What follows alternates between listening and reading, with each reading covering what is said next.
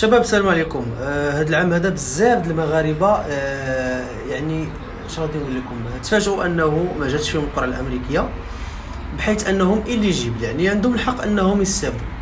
فالاخوان انا تنقول انه يجب اعاده النظر في هذا السوجي هذا ديال القرعه الامريكيه. ديكو كاين بزاف الناس دابا خداو لنا بلاصتنا وهم عندهم لا باك وفي الاخر غتجي فيهم وما غاديش يمشيو. ديكو الاخوان انا تنقول انه من الاحسن ان الحكومه يعني الامريكيه يعني تحاول انها تقاد لي كونديسيون ديال هذه القرعه هذه. ديكو انه اي واحد بغى يعني يدفع للقرعه خصو اول حاجه يكون عنده يدخل داك لو سيغي ديال الباك ويكون عنده جواز سفر.